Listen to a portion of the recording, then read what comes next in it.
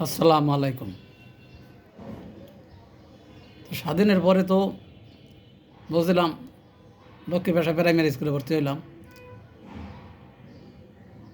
বিকেলবেলা আসিয়া পাঠশালায় পড়তাম 2-3 ঘন্টা, ঘন্টা দুয়েক। আর সকাল হলে আমরা পাঠশালায় যেতাম। যেহেতু স্বাধীনতার 9 মাস দেশে পড়াশোনায় ক্ষতি হয়ে গেছে, তো ওই টুতে ভর্তি হলাম 72 সনে। তা ভর্তি হলে আমাদের বাড়ি থেকে ওই স্কুল প্রায় 3 মাইলের মতো দূরত্ব। ওই বিভিন্ন এই পাড়ার ওই পাড়ার পালা করে সবাই সেই নদীর পার ভেরি রাস্তা এই দিয়ে যাইতাম। সেখানে যাইতে 2টা খালে 2টা পুল ছিল। একটা চৌকিদার বাড়ির দরজায়, আর একটা ছিল কাছারি বাড়ির সামনে। কিন্তু একটা পুলও পুরো ভালো ছিল না। ওই কোনো জায়গায় পাটাতন আছে, কোনো জায়গায় নাই, কোনো জায়গায় ধরনী আছে, কোনো জায়গায় নাই, এইভাবে যেতাম। আবার ওদিকে আর একটা রাস্তা ছিল ঠাকুর বাড়ির উপর দিয়া, ঠাকুর ডাক্তার তাদের বাড়ির সামনে দিয়া বাঁশের সাঁকো, নয় ব্যক্তিগত উদ্যোগে ওই সাঁকোটা দিতেন। ওটা আবার মোটামুটি বাঁশের এলো ভালো ছিল। এই 2 পথেই যাতায়াত করতাম আমরা। তো সেখানে স্কুলে তো সেই আমার মনে আছে আমরা তখনও গাছতলায় থাকি। ওই যে পোড়া টিন দিয়া সাপড়ার মতো দিয়া ওর ভিতরে থাকি, আর যে পোড়া চালের ভাত খাই, জঙ্গলের খাবার খাই, এত বলছিলাম। এই অবস্থা। ওই যে স্কুল যাওয়ার পথে বড় একটা বাড়ি, পাশাপাশি 2টা বাড়ি, বোস বাড়ি এবং ঠাকুর বাড়ি। ঠাকুর বাড়ি যে ডাক্তারের কথা বললাম, আর ওদিকে বোস বাড়ি। এদের অনেক বড় বাগান ছিল। ওই আসা যাওয়ার পথ ওই গাব ফল, ওই পাকা গাব, ওই জলপাই, এরকম এইসব বাগানে এগুলো খাইতাম মাঝে মধ্যে, যেটার যে সিজন। এটা স্কুলে ভর্তি হওয়ার পরে সরকার থেকে তো ওই ছাতু দিত। সেই ছাতু হইল ছাত্রপ্রতি কয়েক কেজি করে প্রতি মাসে দিত। আবার কেউ যদি 2 সের পয়সা হাতে ধরে দেওয়া হতো কোনোভাবে, কোনো সার্কেলের মাধ্যমে, সে আবার 1-2 কেজি বেশি পেত। আবার একই ছাতু আবার আমাদের যে পাঠশালা সেখানেও বরাদ্দ হয়েছে, সেইটা আবার দিয়েছে কোরের মাধ্যমে। কোর একটা এনজিও, খ্রিস্টানদের প্রতিষ্ঠিত। ওই যে কোর যেটা, সেটারই এখন সংস্করণ কারিতাস। সময় করেছিল আমাদের সুশীলবাবু, ওনার মাধ্যমে সেই টিন দিয়েছিল, কম্বল দিয়েছিল। তো ওই যে বললাম আমরা ওরকম পাই নাই। কমিটি যারা করছে তাদের ক্ষয়ক্ষতি না হলেও তারা পাইছে, আর আমরা পাইছি নামকেও আসছে, যেটা না দিলেই নয়। তো সেইখানে দেখতাম রশিদ ভাই, উনি একজন মুক্তিযোদ্ধা ছিল, রশিদ গাজী। রশিদ ভাই ওই ছাতুর বস্তাগুলা স্কুলে ওই ট্রাক থেকে নামিয়ে সারি দিয়ে রাখতো, তাক তাক করে। এই জন্য যখন ছাতু দেওয়া হতো ওনাকে একটু পরিমাণে বেশি দেওয়া হতো। তো উনি একজন মুক্তিযোদ্ধা, এটা যখন শুনছি তখন আমাদের শ্রদ্ধা লাগতো খুব। এবং ওনার ওই গরিবের কারণে মনে আবার কষ্টও লাগতো। তা আমরাও গরিব, তারপরও সেই আমরা গরিব, তো আপনাদের ঘর দোয়ার পড়াইতেছে, কিন্তু বাবার চাকরি আছে হিসেবে ওই গরিবী নিয়ে অনুভব করতাম না যে মাস গেলে তো বেতন পাই। এবং সেটা তো বড় বিভীষিকার মাধ্যমে সে তার নিজের বাড়িঘর পড়ছে, সেটা বড় কথা না, তার জীবনটাও ছিল রিক্সে। সে তো আমার বাবা জীবনটা বাঁচাইছে খুব কষ্টে, কারণ ওই সময় সে চাকরি করতেছে, রানিং রাখছে, এটা জানলে মুক্তিবাহিনী মারি ফেলায়। আবার কাজে যদি জয়েন না করে তাহলে আবার পাকিস্তানি সৈনিকরা মারবে। তো এই সময় ওই যে বললাম আমাদের এখানে একজন মুক্তিযোদ্ধা কমান্ডার ছিল, উনি পরবর্তীতে ওই একজন বীরাঙ্গনাকে বিয়েও করছিলেন বঙ্গবন্ধুর মানে ব্যবস্থাপনায়। তো উনি তখন ওই ওই সময়টায় একটা বিশেষ একটা কোড ব্যবহার করতে বলছিল যে যদি মুক্তিযোদ্ধারা কোনো সময় আসা যাওয়ার পথে কেউ কোনো জায়গায় ধরে তখন এই শব্দটা বললে তারা বুঝবে। আর আপনি ডিউটি আর্মিদের করেন, যেহেতু আর্মিরা অফিস পাহারা দেয়, পটুয়াখালী তখন ডিসি কোড অফিস ছিল, তো আপনি চাকরি করেন, কিন্তু যদি কোনো সময় আসা যাওয়ার পথে কোনো সময় যদি এক সপ্তাহ পর বা 15 দিন পর তো বাড়িতে যখন আসবেন, যদি কোনো সময় মুক্তিবাহিনীরা ধরে তখন আপনি এই শব্দটা বলবেন, তাহলে আর বুঝবে যে সে আপনি মুক্তিযুদ্ধের পক্ষের লোক, তাই সে কি আপনি ই করতেছেন, চাকরি করতেছেন, কিছু বলবে না।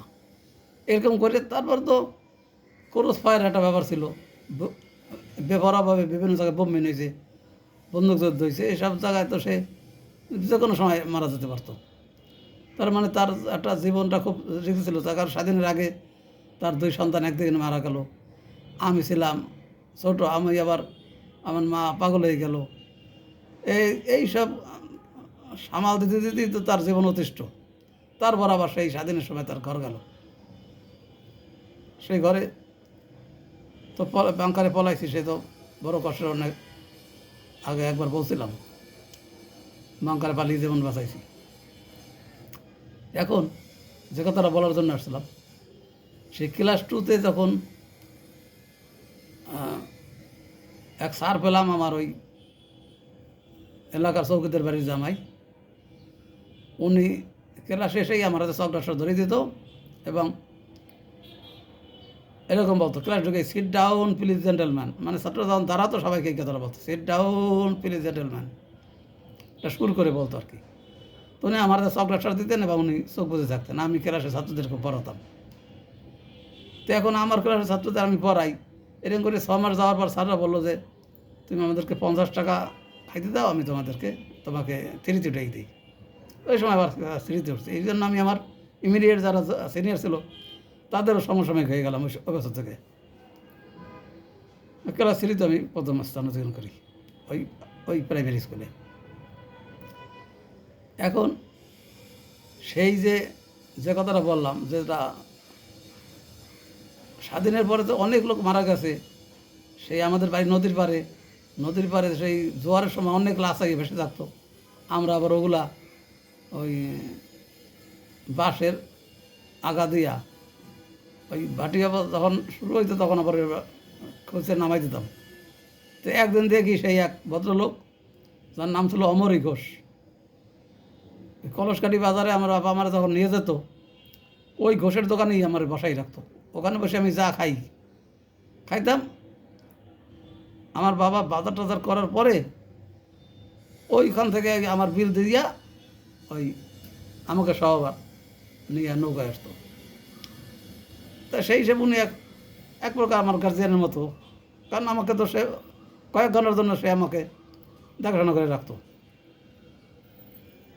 যার জন্য হঠাৎ একদিন সকাল কলসকাঠি যেদিন হয় ক্যাপচার হয়, অনেকেই তো পালিয়ে বাঁচছে, আবার কেউ ওই ঘরের এটা সেটা নামাইতে গিয়া আর্মিরা খুব কাছে এসে গেছে, আবার রাজাকাররা তারা আবার ওই যে অলিগলিগুলো আছে ওই সব জায়গায় আটকাই রাখতো।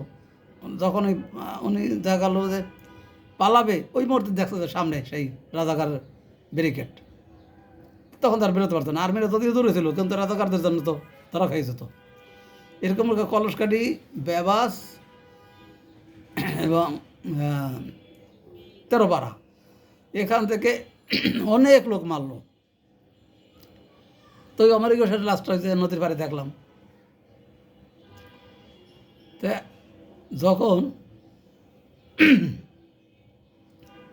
আমাদেরও ঘর নাই, ওদিকে আবার অমরিকসহ ওইরকম চোখের সামনে দেখা চেনা জানা লোক তো অনেকেই মরছে শুনছি, কিন্তু একজনকে দেখলাম নদীর পাড়ে, তো ওনার লাশটা আর আমি সরাই নেই। আমার সাথে একটা ছেলে গেছিলো, তারা বলছে এটা সরাইও না। আমরা এক সাইডে একটা কাওয়া গাছের জোপা ওর গায়ে নিয়ে ঠেকাই দিলাম। এই ছোটোবেলায় আমার মাথায় এটা আসছে, একটা কেমন যেন মমত্ববোধ আসছে আর কি, ও যে উনি ওখানে ওইভাবে থাকুক, কারণ বাড়িতে তো ঘেরান আসবে না, উজানের দিকে বাড়ি থেকে একটু উজানের দিকে ওই জমির জোয়াটা। ওখানে উনি মিলিয়ে গেছিলো।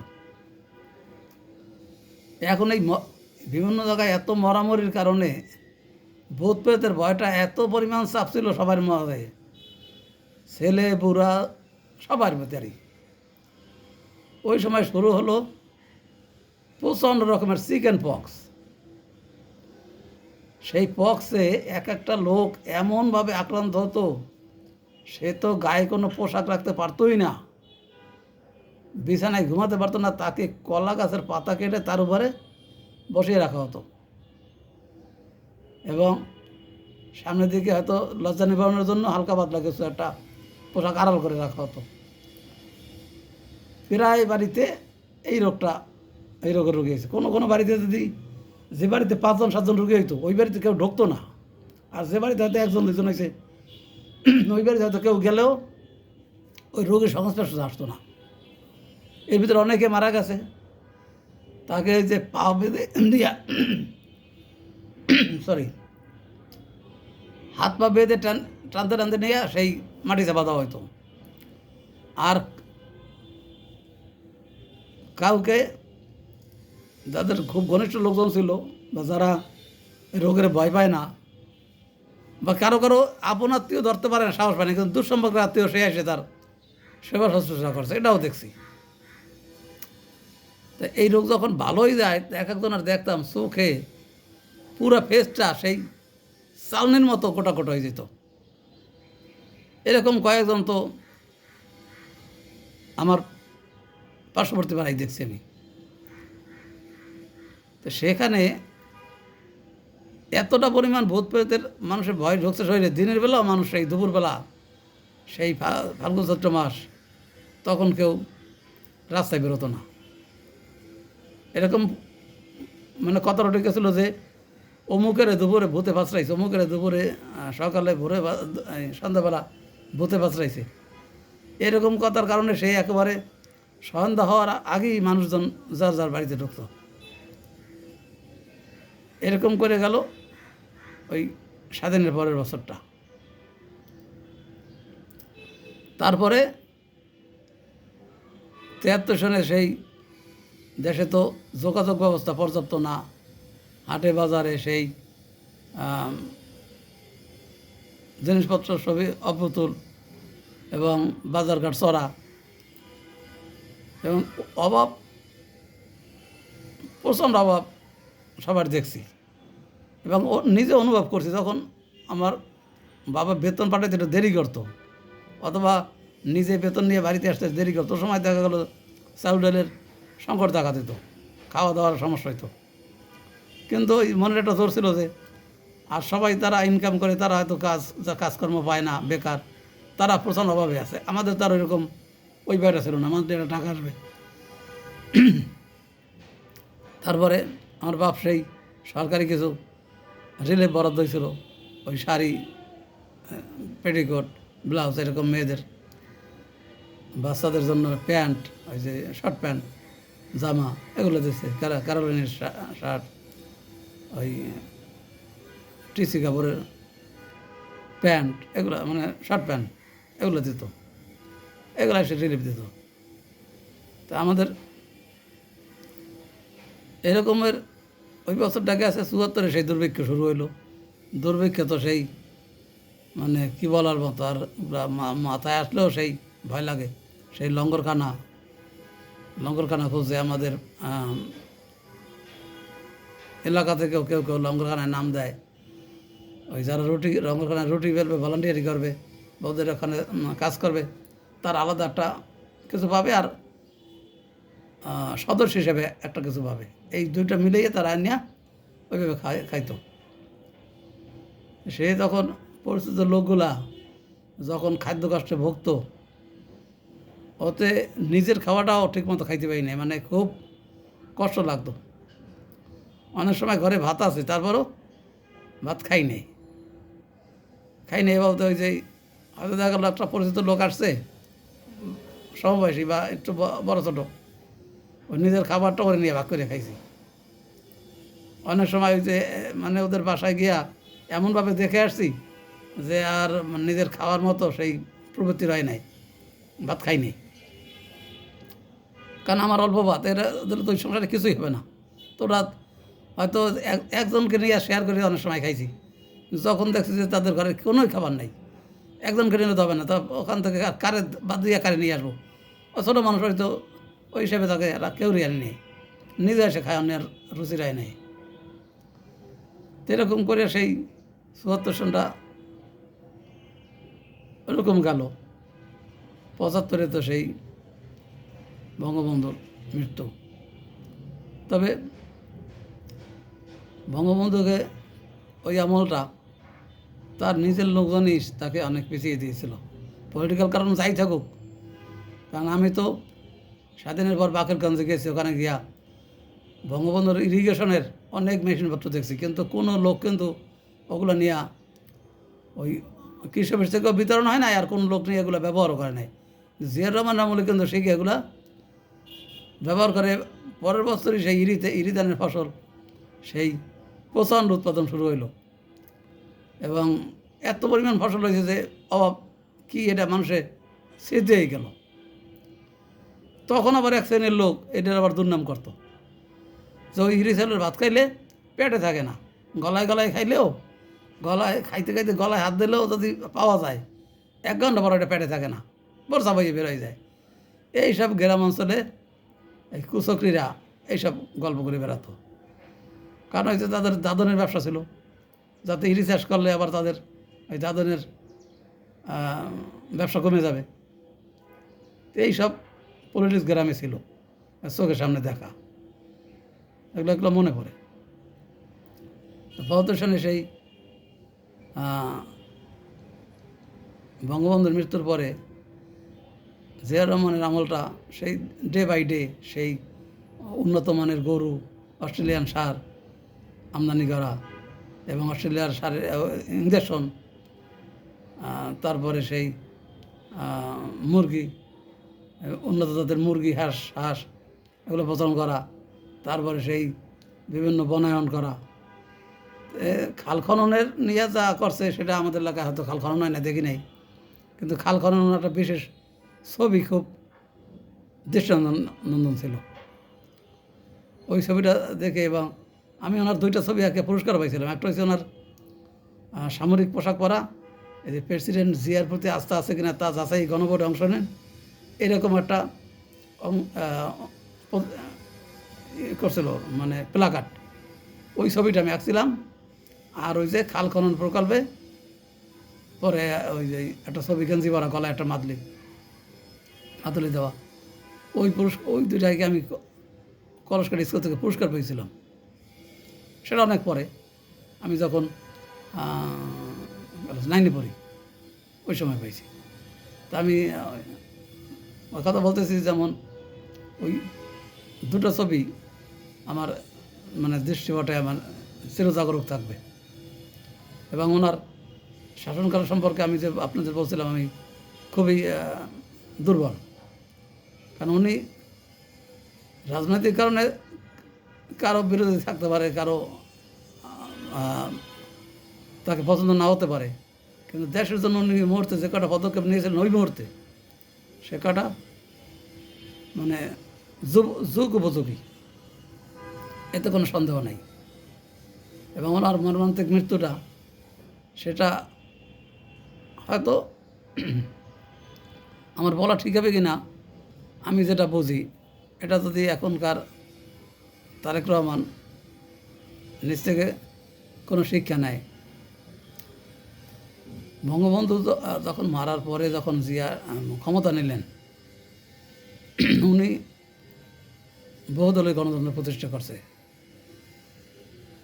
কিন্তু উনি আমার মনে হয় একটুখানি রাজনৈতিক বিবেচনায় একটু বামপন্থী থাকলে ওনার সাপোর্টের সংখ্যা অনেক বেশি বাড়ত। কারণ ইমিডিয়েট মুক্তিযুদ্ধ হয়েছে, তো সেই হিসেবে ওই সময় তো ডান দিকে ঝোঁকা, মুক্তিযোদ্ধারা বিশেষ করে মুক্তিযোদ্ধারা তো পছন্দ করে নাই, এবং এখান থেকে ওনার শত্রুতা তৈরি।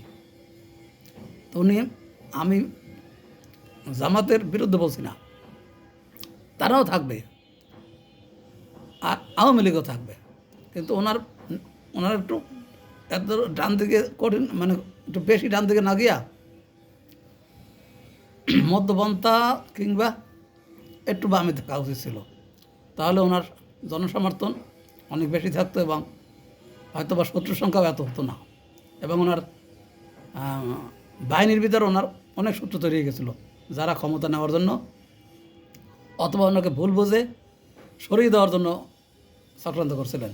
এবং উনি যতদিন বেঁচে ছিলেন ওগুলো ফাইট করেই কিন্তু ওনাকে থাকতে হয়েছে। আমি আশা করি তারেক জিয়াগুলা খেয়াল রাখবেন।